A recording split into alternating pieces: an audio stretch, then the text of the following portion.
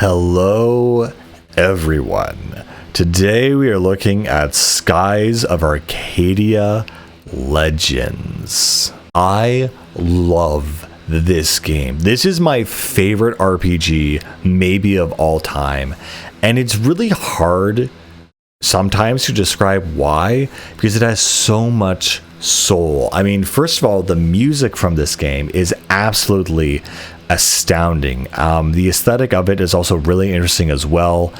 You play as Vice, a sky pirate, the son of a famous other sky pirate, and essentially what is the equivalent of, I guess, the Spanish Empire in this world is basically colonizing and terrorizing the world, and you basically fall in with Ica, another kind of sky pirate from your little island.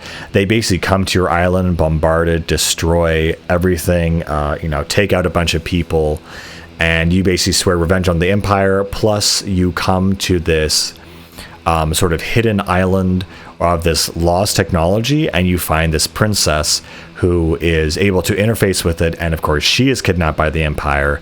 And finally you have Drachma, who is essentially the Moby Dick of this story, who essentially has revenge against the skies creature that took his son from him. He actually has a very surprisingly emotional story, and he's kind of like one of the more side characters, but he does play a big role. And so I don't know, there's just something about this game. It combines themes of Star Wars, Laputa, and a bunch of other things to make a very, very distinct, very cool experience. And the story and aesthetic and style of the whole game is very cool. Something I guess maybe that irked me a little bit is when you go to certain, themed areas like the Incan style level. It's called like Gialba or something, and the Middle Eastern style level is called the Maghreb. Like, they're not really innovating it. They're just pulling these places and just placing them and these cultures in the world without really adapting them, which is kind of unusual for Japanese games and kind of lazy. But everything else in this game is just really well made and really cool. But yeah, everything from the text to the character designs. I mean, I love the animations in this game. They have so much personality, so much style, the aesthetics of it. The effects of the attacks are also really, really cool. And again, it's such a weird thing where I typically don't like turn-based RPGs, and this is one of those. And what's so interesting to me is that how I am not bored at all. Maybe it's the music, but this game works on a very, very simple mechanic, essentially that you have a set number of action points for what you can do, and it just has a big meter on the side that shows you how many action points you have and how much you have remaining and how much you would have next turn. And you basically do these a series of attacks, and then you wait for your enemy, and I don't know, it just feels really, really good. And so the game works kind of similar to Final Fantasy VII, where you'll be wandering around, and suddenly, if you're in a hostile environment, you just find yourself suddenly in a battle. And so you have kind of, again, like each different attack, how many action points it costs. Of course, certain characters have special, magic attacks that and more enemies are weak to. And as long as you memorize what those are, you can, use those to your advantage. And it's really cool that as the characters power up, they get different forms of those attack and special character only attacks. I should mention that this game, Legends, is the GameCube version, and it was originally on the Sega Dreamcast, I believe. And so, again, there's something about this game that just makes it feel so alive. I don't know. I think of games like Fantasy. I'm not sure if it's Fantasy Star or Fantasy Ocean. I think it's Fantasy Ocean. Star Ocean and Fantasy Star. Both of those games have great aesthetics, very cool feeling, cool looking games. And this just feels like one of those games where the water is very smooth and highly detailed and important. Again, I just love the characters in this game. They have a lot of soul. Vice and the rest of his comrades, do a lot of different maneuvers and during battle. So like sometimes the characters will like move in front of each other and do different things, and I just think it's just really, really cool. I think it keeps the game feeling dynamic because people are always moving even though they're not doing anything. Again, the story here is really strong, the characters are really strong, and basically you have to everything is basically made up of sky islands, and there's this fabled hidden land essentially below the clouds that no one has been able to get to. And so basically by the end of the game, you find this hidden land and you have the final showdown there. And God, it has one of the hardest final bosses where it's a 3-stage fight, and each time the design of this final boss gets cooler and cooler. I don't know, this is definitely one of the best RPGs I've ever played. I don't know why or how or what it is, but it's just super, super cool. Again, I think I like all the special effects, all the really nifty kind of designs and everything. I like how every time you equip a new sword to Vice, it'll also change color and have a different effect, as well as obviously increased damage and stuff like that. Ica is the same, and every character really. Also, there's some very funny moments between the characters, how they tease Vice. Another really cool component to the game that, again, kind of took me aback, but is very small but very appreciated, is base customization. You get a very small base in this game, and you can customize it very basically with, some like flora, fauna, some things you found along the realm of your journey.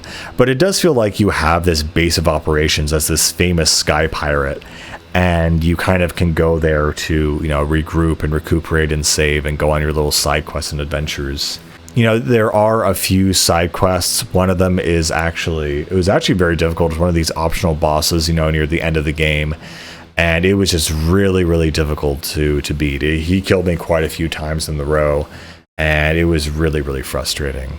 But overall, God, what an amazing game. Also, again, the music in almost every area. There's also a Japanese style level, the Incan level, the Middle Eastern level. The music in all these places is so good. It is actually kind of ridiculous how good the music is. I just can't get over it. Also, throughout the game, you'll find certain characters or certain enemies rather, who are like these rare slimes, and basically you have to collect them and turn them in for rewards and stuff. Yeah, I don't know. There's just something about this game, maybe the pacing of the battles or something, or the aesthetic design, how it's like not afraid to be chibi, that, I don't know, it just feels really, really cool and soulful. And there's something about it that just makes it feel really distinct and special. Also, I love how they weave in sort of the action adventure along with, this ancient technology and mythology that's been, under siege. And some of the dialogue in this game, too, is also very surprising. So overall, it's just like Skies of Arcadia is like a ridiculously good game and like a absolute classic, like no question. I probably don't consider it in my top 10 favorite games, but if someone asked me what I thought about it, I would say I absolutely love it. It definitely is one of my favorites, like no question. Oh, I forgot. There's, of course, the other component of the game, which is sky combat. So, of course, you have your own sky pirate ship. And part of using it, of course, to fly around the world is that you also upgrade it multiple times throughout the game. And so you get more and more kind of tactics and attacks. And so, of course, your sky pirate ship can come in contact with other sky pirate ships and have little battles. And this is really cool because there are certain scenarios where essentially you need to fight a rival ship. And, of course, you can see these on the map, so you know when you're getting into a fight. And, the music in these battles are really, really cool, and they're very, very exciting. So you have different kind of tactics if you're going to use a salvo, or if you're going to broadside them, salvo them. You basically have a mixture of small guns, medium guns, and big guns, each with their own cooldowns. And so it's kind of like you want to be able to take out the enemy's engine first and then kind of hit them with the big guns. And so there's a whole different kind of strategy that's still, again, turn-based, in that segment in that section of the game, but it still has the same kind of vibe as the turn-based that you get on the ground, just in a very different strategy. And again, the music during the Armada battles are just so good, so orchestral and moving. There's also this one arc where you have to kind of go to this ship graveyard where everyone has kind of been stranded and everyone's kind of like lost hope and everything, and you basically need to make your way again through certain force fields, whatever, and upgrade your ship, and basically persevere and go to the ends of the known sky world, essentially, in order to make your way or make your journey to essentially the hidden land and put an end to the Empire using the technology there. Yeah, no, Skies of Arcadia is just an epic classic game. There's something about it that has that kind of magic touch, and I can't praise it enough, honestly.